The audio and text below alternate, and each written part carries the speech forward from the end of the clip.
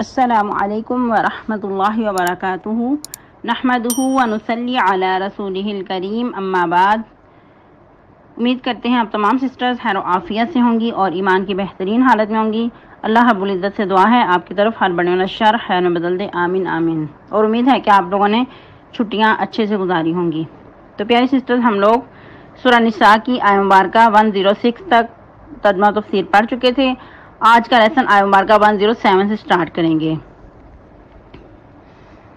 تو آئیے lesson start کرتے ہیں۔ رب اشرح لی صدری ویسر لی امری واحلل عقدۃ من لسانی یفقہوا قولی اللہم بارک لنا فی اوقاتنا اللہم فقہنا فی الدین اللہم انی اسألک الہدی والتقی والعفاف والغنی اللہم الہمنی رشدی واعذنی من شر نفسی۔ اعوذ باللہ من الشیطان الرجیم، بسم اللہ الرحمن الرحیم۔ ولا تجادلوا عن الذین یختانون انفسهم ان اللہ لا يحب من کان خوانا اثیما یستخفون من الناس ولا یستخفون من اللہ وهو معهم اذ یبیتون ما لا یرضى من القول وکان اللہ بما یعملون محیطا۔ ها أنتم هؤلاء جادلتم عنهم في الحياة الدنيا فمن يجادل الله عنهم يوم القيامة أم من يكون عليهم وكيلا ومن يعمل سوءا أو يظلم نفسه ثم يستغفر الله يجد الله غفورا رحيما ومن يكسب إثما فإنما يكسبه على نفسه وكان الله عليما حكيما ومن يكسب خطيئة أو إثما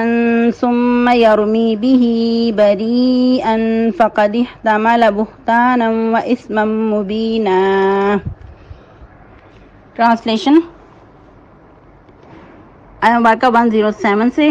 ولا تجادلوا، اور نہ تم جھگڑا کرو، عن الذین، ان لوگوں کے بارے میں، یختانون، جو خیانت کرتے ہیں، انفسہم، اپنی جانوں میں، ان اللہ، یقیناً اللہ تعالی، لا یحب، نہیں وہ پسند کرتا، من کان، جو ہے، خوانا اثیما، بہت زیادہ خیانت کرنے والا گناہگار۔ یستخفون من الناس، وہ چھپتے ہیں لوگوں سے، ولا یستخفون من اللہ، اور نہیں وہ چھپ سکتے اللہ تعالی سے،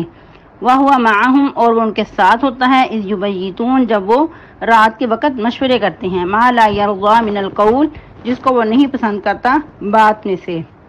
وَكَانَ اللَّهُ بِمَا يَعْمَلُونَ مُحِيطًا، اور ہے اللہ تعالیٰ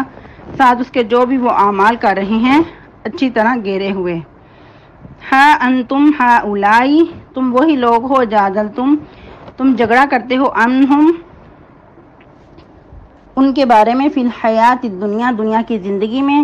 فمن یجادل اللہ، تو کون جھگڑا کرے گا اللہ تعالیٰ سے، عنہم، ان کے بارے میں، یا ان کی طرف سے، یوم القیامہ، قیامت کے دن، ام من یکون علیہم وکیلا، یا کون ہوگا ان کی طرف سے یا ان پر کارساز یا وکیل۔ ومن یعمل، اور جو کوئی کرے، سوءا، برے اعمال، او یظلم، یا ظلم کرے، نفسہ، اپنی جان پر،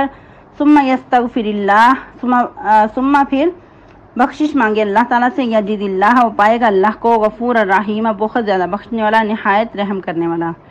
ومن یکسب، اور جو کوئی کمائے، اسمن، کوئی گناہ، فانما، تو بے شک، یکسبہ، وہ کمائے گا، علی نفسہ، اپنی جان پر، وکان اللہ، اور ہے اللہ تعالیٰ، علیما حکیما، خوب جاننے والا، بہت زیادہ حکمت والا۔ ومن یکسب خطیئۃ، اور جو کوئی کمائے کوئی خطا، او اسمن، یا کوئی گناہ، ثم یرمی بہ بریئا، پھر اس کو منسوب کر دے بری پر، فقد احتمل بہتانا و اسما مبینا، تو بے شک، تو تحقیق اس نے بہتان لگایا یا بہتان اٹھایا اور گناہ سری۔ تفسیر، جیسا کہ ہم لوگ بنو ظفر کے قبیلہ کے بارے میں ایک واقعہ، ایک مقدمہ پڑھ رہے تھے کہ اس کا جو مقدمہ تھا نبی صلی اللہ علیہ وسلم نے فیصل کروانے کی کوشش کی، اور جو ان کی گفتگو تھی اس کو سامنے رکھتے ہوئے آپ سب نے فیصلہ کرنے کی سوچی اور فیصلہ کرنا چاہا، لیکن معاملہ اس کے برعکس تھا۔ ان لوگوں نے کسی دوسرے پہ تہمت لگائی تھی، تو اللہ رب العزت نے بذریعہ وحی آپ صلی اللہ علیہ وسلم کو متنبہ کر دیا تھا کہ یہ لوگ آپ کے پاس جو فیصلہ لے کر آئے ہیں یہ حقیقت الحال اس طرح نہیں ہے، معاملہ اس کے برعکس ہے۔ تو اسی موضوع کو کنٹینیو کرتے ہوئے آج کے لیسن کی طرف چلتے ہیں۔ اللہ رب العزت نبی صلی اللہ علیہ وسلم کو فرما رہے ہیں وَلَا تُجَادِلْ عَنِ الَّذِينَ يَخْتَانُونَ أَنفُسَهُمْ، اور نہ آپ جھگڑا کریے یا نہ آپ بحث کریے ان لوگوں کی طرف سے یا ان لوگوں کی طرفداری میں جو خیانت کرتے ہیں اپنی جانوں کی۔ تو سوال پیدا ہوتا ہے کہ ادھر اپنی جانوں کی خیانت کیوں کہا جا رہا ہے، حالانکہ ان لوگوں نے دوسروں کے ساتھ دھوکہ کرنا چاہا تھا، دغا بازی کرنا چاہی تھی۔ اصل میں انسان جب دوسرے کے ساتھ دھوکہ بازی کرتا ہے، دوسرے کو دھوکہ دینا چاہتا ہے، خیانت کرتا ہے، تو سب سے پہلے وہ اپنا نقصان کرتا ہے، کیونکہ اس نقصان کا جو وبال ہے اس کو خود ہی بھگتنا پڑتا ہے۔ بعض اوقات دنیا میں ہی اس کا نقصان کا وبال اس پہ پڑ جاتا ہے، اور اگر انسان دنیا میں بچ جائے تو آخرت میں جو اس کی سزا ہے اس پہ لازم ہوتی ہے۔ تو اسی بات کو واضح کرنے کے لیے اللہ رب العزت نے ادھر فرمایا کہ وہ لوگ جو خیانت کرتے ہیں اپنی جانوں کی۔ پھر اللہ تعالیٰ فرماتے ہیں ان اللہ لا یحب من کان خوانا اثیما، یقیناً اللہ تعالیٰ کسی ایسے خیانت کرنے والے کو جو گناہگار بھی ہے دوست نہیں رکھتے۔ خوان کا جو ورڈ ہے یاد رہے کہ مبالغے کے لیے ہے، کہ جو بہت زیادہ خیانت کرنے والا ہے، اور ساتھ پھر گناہگار بھی ہے، یعنی کہ وہ نیکی کر سکتا ہے، اس کے لیے ذرائع موجود ہیں لیکن جان بوجھ کر وہ نیکی کی طرف نہیں آتا، تو ایسے شخص کے لیے پھر اسیما کا ورڈ بولا جاتا ہے کہ عرب میں اس اونٹنی کو اسیما کہا جاتا تھا جو تیز چل سکتی تھی لیکن جان بوجھ کر تیز نہیں چلتی تھی۔ تو اسی عرب کے جملے کو، اسی عرب کے جو کلچر ہے اس کو سامنے رکھتے ہوئے اللہ رب العزت نے ادھر اسیما کا ورڈ یوز کیا ہے۔ اور یاد رہے کہ ادھر اگرچہ اللہ رب العزت دنیا پہ نبی صلی اللہ علیہ وسلم کو فرما رہے ہیں کہ آپ ان کے دنیاوی معاملات میں ان کی طرف سے ہو کر بحث نہ کریں، بلکہ اور دوسری طرف آخرت میں بھی ہو سکتا ہے کہ ایسے لوگوں کی پھر آپ بالکل بھی سفارش نہیں کر سکتے۔ یہ آیا مبارکہ اگرچہ بہت چھوٹی سی ہے لیکن بہت زیادہ میننگ فل ہے، اور اس میں ہمارے لیے بہت بڑا لیسن چھپا ہوا ہے کہ بعض اوقات ہم دنیا پہ کسی دوسرے کی طرف سے بحث کرنے لگ جاتے ہیں، کسی کے دوسرے کی طرف داری کرنے لگ جاتے ہیں، اور بعض اوقات ہمیں جو حقیقت الحال ہوتی ہے وہ معلوم ہوتی ہے، اس کے باوجود ہم کسی کی طرف داری میں آ کر دوسرے کے ساتھ بحثتے ہیں، جھگڑتے ہیں، یا پھر جو کچھ آج ہمارے عدالتوں میں ہو رہا ہے وہ بھی آپ سب کے سامنے ہے۔ ادھر حقوق اللہ کو پامال کیا جاتا ہے، اور عدالتوں میں جو قرآن و حدیث کے خلاف فیصلے کیے جاتے ہیں، تو ان کو یاد رکھنا چاہیے کہ ایسے لوگ دنیا پہ تو جو ان کی لوگوں کے منہوں سے باتیں سننے کو ان کو ملتی ہیں اور ضلالت کا سامنا کرنا پڑتا ہے، وہ تو دنیا کی حد تک ہے، لیکن قیامت میں بھی ان کو رہائی نہیں ملے گی۔ ایسے لوگ اللہ کی رحمت سے دور، اللہ تعالیٰ کی نظر کرم سے دور ہوں گے، جس طرح کہ نبی صلی اللہ علیہ وسلم کا فرمان مبارکہ ہے من غش فلیس منا، کہ جو کوئی ملاوٹ کرے، جو کوئی دھوکہ بازی کرے وہ ہم میں سے نہیں ہے۔ تو انسان کو اس طرح کے فیصلے کرنے سے پہلے 100 بار سوچ لینا چاہیے کہ اگر میں دنیا پہ اپنی واہ جتانے کے لیے کوئی فیصلہ کر رہا ہوں تو اس کا مجھے خمیازہ کیا بھگتنا پڑے گا۔ آج دنیا پہ 2 ٹگوں کی خاطر یہ سب کچھ ہو رہا ہے، عدالتیں بری پڑی ہیں اس طرح کے فیصلوں سے کہ قرآن و حدیث کے خلاف فیصلے کیے جاتے ہیں، اور جھوٹی قسمیں کھائی جاتی ہیں، اور رشوتیں لے کر دوسروں کے حقوق پامال کیے جاتے ہیں، اور جو مظلوم ہوتا ہے تو اس کے خلاف ظالم کو فیصلہ حق دلا دیا جاتا ہے۔ تو ایسے لوگوں کو سوچ لینا چاہیے کہ آج تو اگر وہ لوگوں سے بچ جائیں گے تو کل قیامت کے دن اللہ کے سامنے، اللہ کی عدالت میں جب کھڑے ہوں گے تو پھر کیا جواب دیں گے؟ جب اللہ تعالیٰ کے سامنے کٹہرے میں کھڑے ہوں گے تو پھر اس وقت کیا منہ دکھائیں گے؟ اس وقت کوئی جواب بن نہیں پڑے گا۔ مزید اللہ رب العزت فرما رہے ہیں یستخفون من الناس، یہ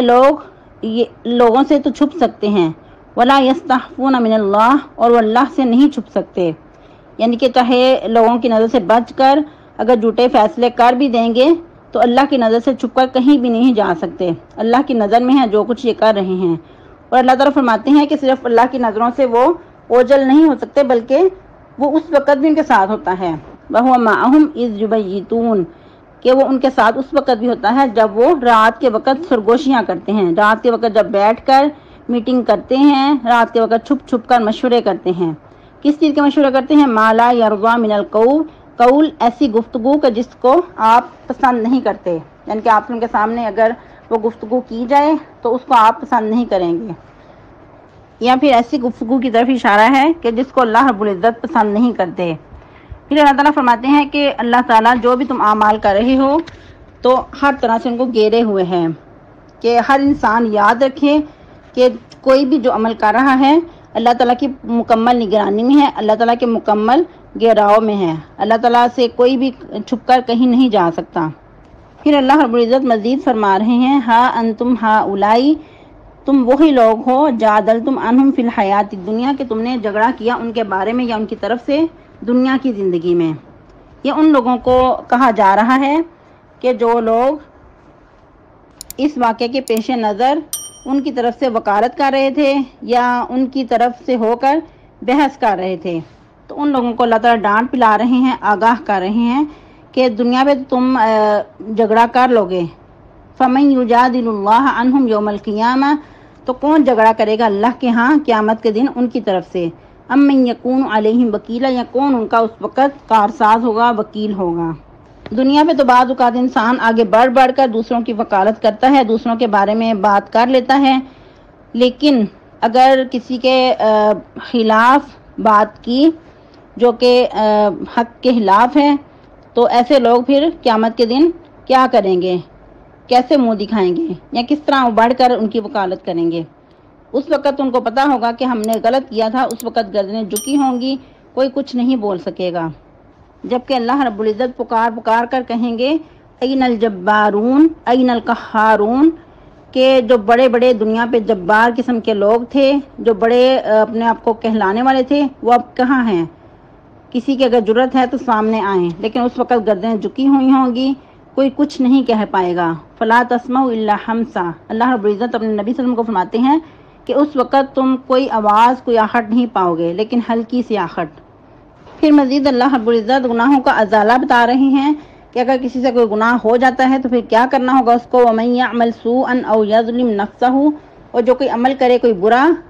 یا ظلم کر بیٹھے اپنی جان پر، ثم يستغفر اللہ، پھر وہ اللہ سے بخشش مانگے، یجد اللہ غفور الرحیم، وہ یقیناً پائے گا اللہ تعالیٰ کو بہت زیادہ بخشنے والا، نہایت رحم کرنے والا۔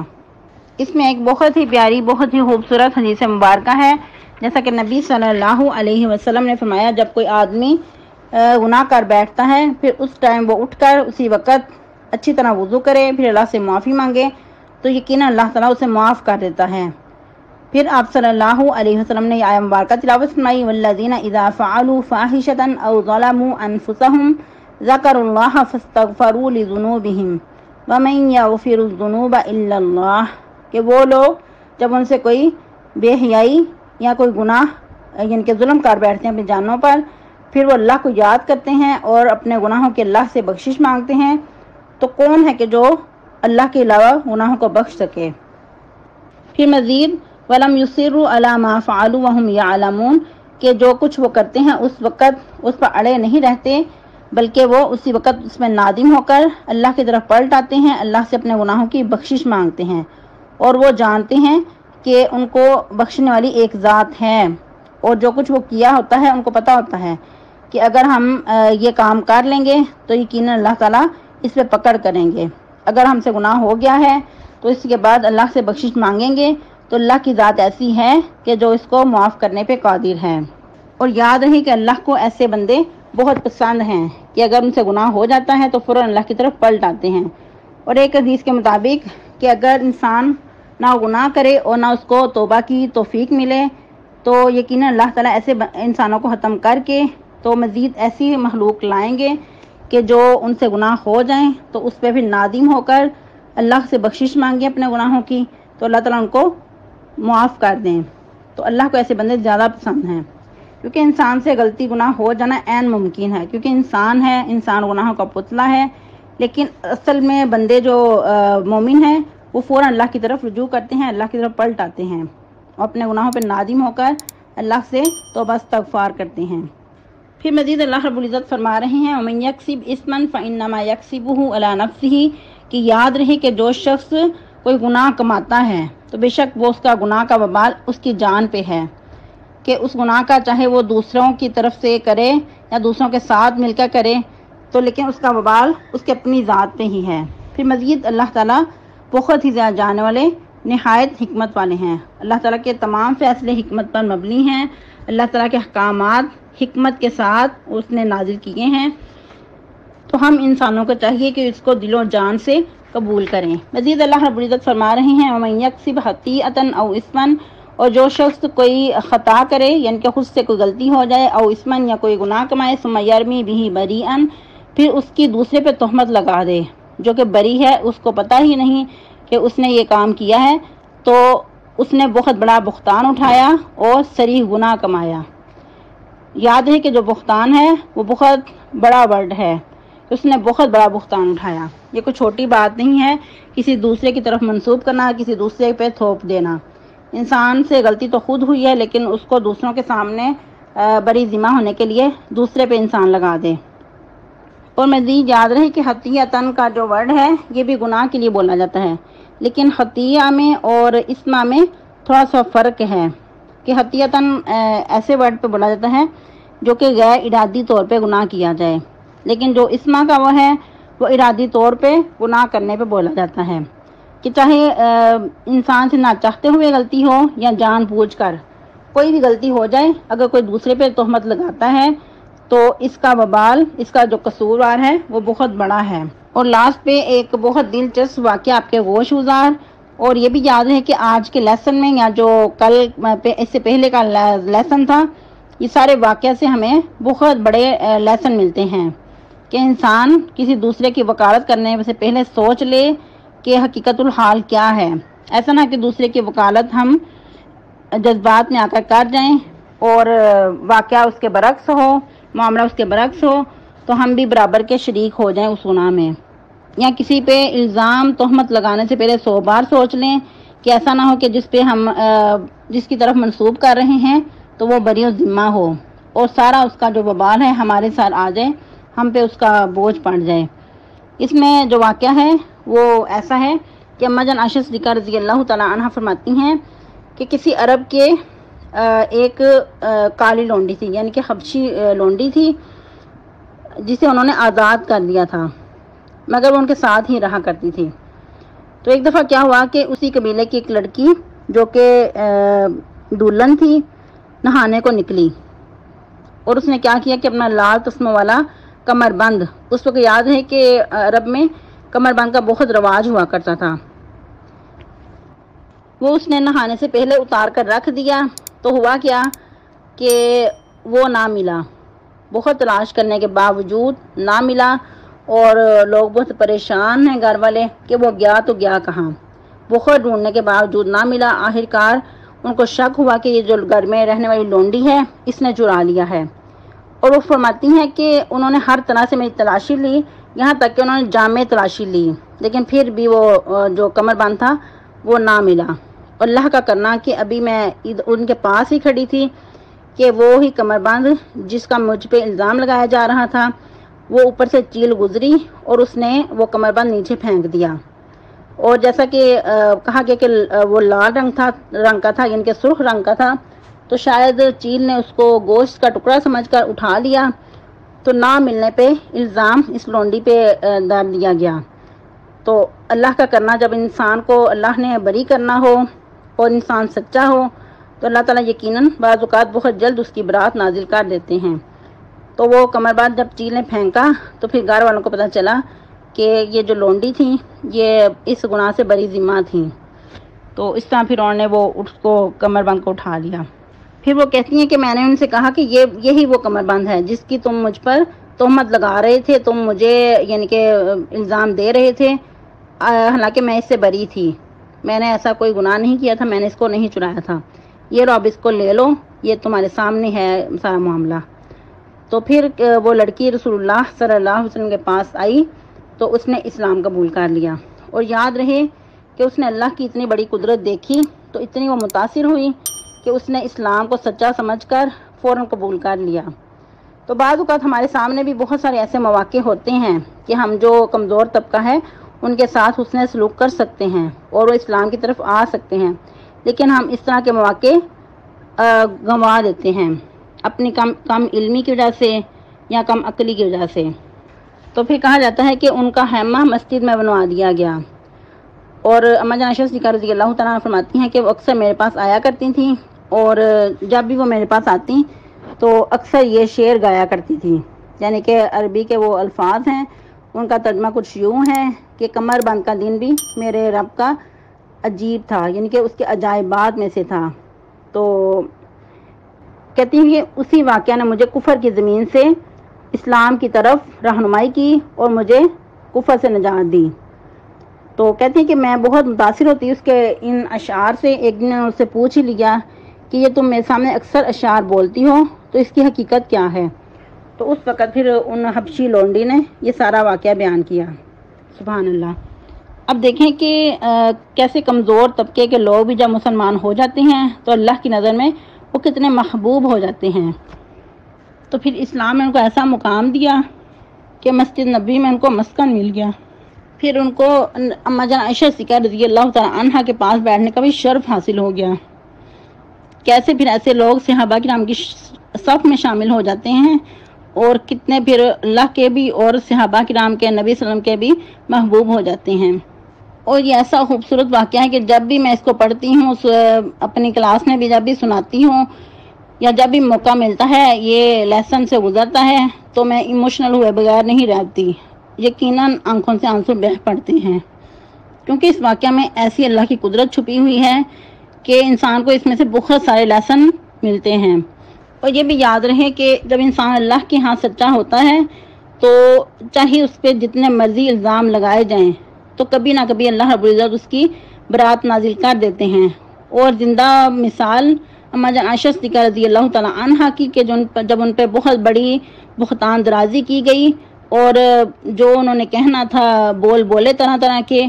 تو اللہ رب العزت نے کیسے سورہ نور کی آیہ مبارکہ نازل کر کے اما جان عائشہ صدیقہ رضی اللہ تعالیٰ عنہا کی برات نازل کی، اور رہتی دنیا تک مومنین ان کو تلاوت فرماتے رہیں گے